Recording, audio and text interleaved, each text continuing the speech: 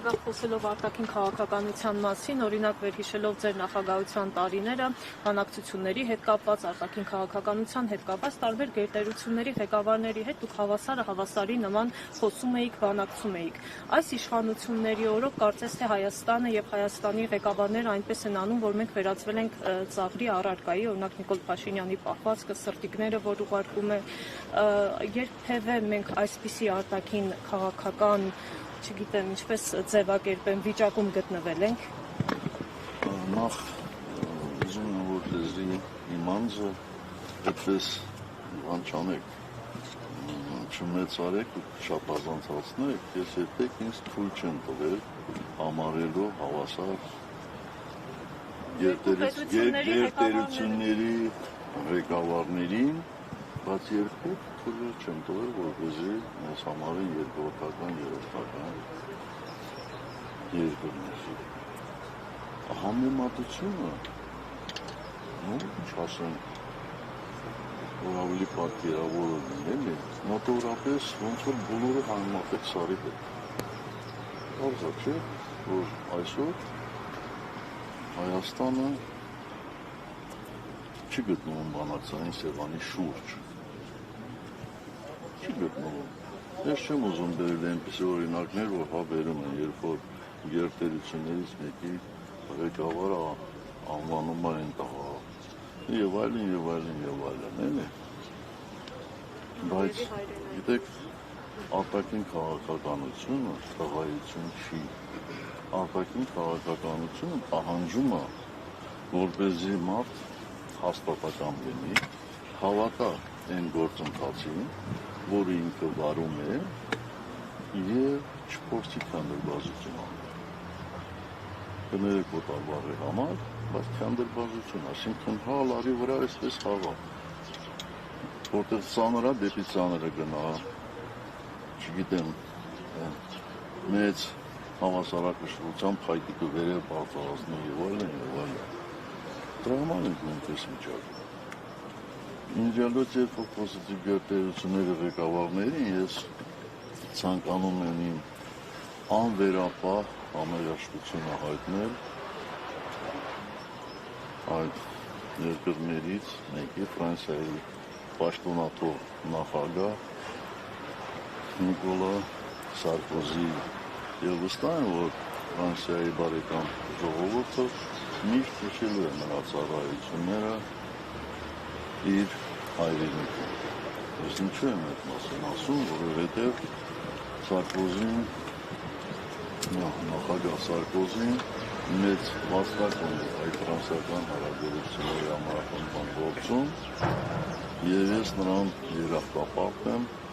նրա ջանքերի համար, որ ներդրել է որպես Մինսկի խմբի համանախագահ երկրներից մեկի ղեկավար, որպեսզի Լեռնային Ղարաբաղի Արցախի հարցը լուծվի մադրիդյան սկզբունքների, այնուհետև հիմնարար սկզբունքների շրջանակներում։ Ինքը մեծ գործ է արել այդ առումով, ցավոք սրտի Ոչնավը չես չհասցրեցինք իրականացնել այդ գործը։ Այնպես որ շնորհակալ եմ։ Նախագահի հարցեր եթե կարելի են, Այդ ես դերում են ընդեղից, հետո է հարցեր դերում։ Չէ, ուղղակի ես եմ հարց տալիս, էլի բան չկա։ Ալմաթայի հռչակագրին է Նիկոլ Փաշինյանը հողում տալիս այս Արցախի հետ կապված,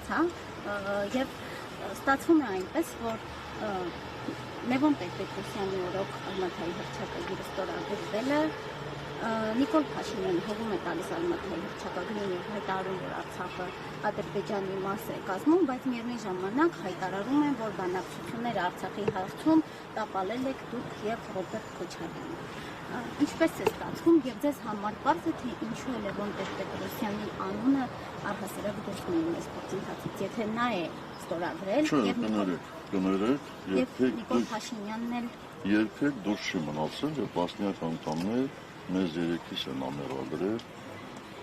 Արցախը դե շատ է քիչ ոտնա։ Դե դες եմ ասում, դուք պրոֆեսոր եք։ Ես չեմ հաշվում, թե չգիտեմ դուք լսել եք քննադատություն, որ Լևոն Տեր-Պետրոսյանը եթե Ալմաթայի հռչակագիրը չստորագրեր, ապա մենք այսօր Արցախը չենք հանձնի, ես դրա մասին եմ խոսում, ես այսպիսի քննադատություն իշխանությունների կողմից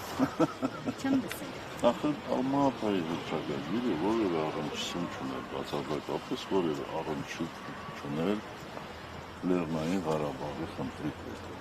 Հիմա դրան են հողում կատարում։ Ախր դրանքը տարա հասկանում եք, կարող է ինքը Մազդոկի հանդիպմանը այս խղում կատարի, նա կարող է Մոնտեվիդեոյի ինչ-որ մի ռեստորանում մի հանդիպման խղում անել, դա ինչ կապ ունի։ Ես մի քանի անգամ ասել եմ, հիմա էլ կրկնում եմ։ Պետությունների տարածքային ամբողջականության սկզբունքը որևէ հակասություն չունի ազգերի ինքնորոշման սկզբունքի հետ։ Ով այդպիսի հակասություններ է տեսնում, ուրեմն նա ծանոթ չի ոչ ՄԱԿ-ի սկզբունքներին եւ ոչ էլ Հելսինկյան սկզբունքներին, որտեղ սևը սպիտակի վրա եւ այն սկզբունքը կա, եւ այս սկզբունքը կա։ Տարածքային ամբողջականության սկզբունքները վերաբերում են պետությունների, միջպետական հարաբերությունների, իսկ ինքնորոշման իրավունքը վերաբերում է կենտրոնի եւ ծայրամասի հարաբերությունների։ Ես մի քանի անգամ, երևի մեկ տասնյակ անգամ ասել եմ, որ մենք ճանաչում ենք Ադրբեջանի տարածքային ամբողջականությունը, բայց դա որևէ կապ չունի Լեռնային Ղարաբաղի ինքնորոշման խնդրի հետ։ Եվ որևէ մեկը, ես նկատի ունեմ մասնագետներից կամ համանախագահներից չի ասել, բայց դու ինչի ես այդպիսի հակասական բաներ դերում։ Իսկ եթե մեկի գլխում կա, որ ես հարաբերությունները, այս սկզբունքները իրար հակասում են, դա իր պրոբլեմն է։ Եվ ոչ թե այս հարաբերությունների պրոբլեմը է։ Ավ չտարասկալ է գտել։ ՄԱԿ-ի սկզբունքներում հակասություն է գտել։ Կամ Հելսինկյան սկզբունքներում հակասություն է գտել։ Դա ինչ ասեմ։ Շնորհակալություն։ Շնորհակալ։